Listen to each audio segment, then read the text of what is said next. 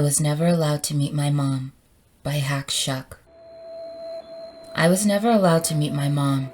She lived with my dad and I, but her bedroom was always kept locked. Locked with 4 huge padlocks connecting heavy iron chains which crisscrossed her door.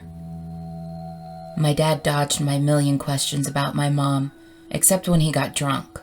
Then things he would let slip, like how my mom is not herself anymore, and dangerous, honey, and that the padlocks aren't to keep her in, they're to keep others out. She's no prisoner. Padlocks never stopped your mom.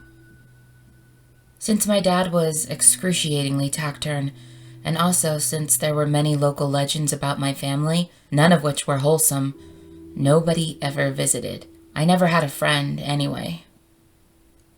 I learned to entertain myself in quiet ways. It was a very quiet house. Even when we watched TV, the sound was turned off, so I had to lip read.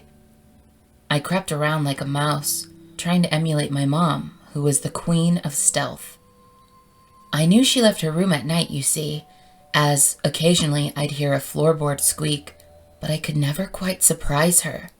As soon as I tiptoed my approach, she'd breeze back inside her room. Once or twice, I might have heard a padlock quickly click tight. It was like a game, I guess. To her, anyway. To me, it was a cruel torture. How I longed to see her face, just once, to ask one of my million questions. I press my head against the floor behind my bedroom door and wait till morning, gazing through the crack for the merest glimpse.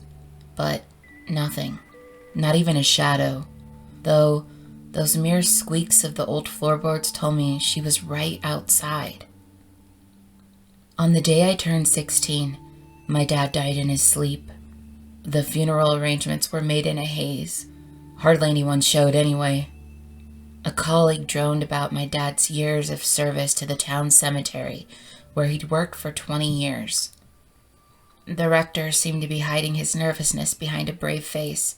People were afraid of my family, but he gasped as if his heart had stopped when 3 teenage girls dressed all in black entered and sat behind me.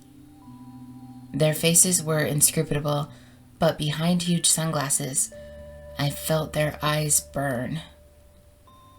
I turned back around, but they'd already left. That night, my mom's door was open, and they were inside.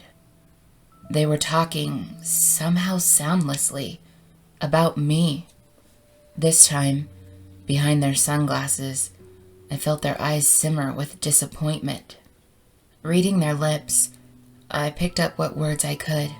Wasted my time. Useless man. He was fine. The girl is useless. Stomps like a brontosaurus. Told you, it skips a generation. Not useless. Should drain her. Tasty like her father. No, she's ripe. Can give us a daughter. And in an instant, they were gone.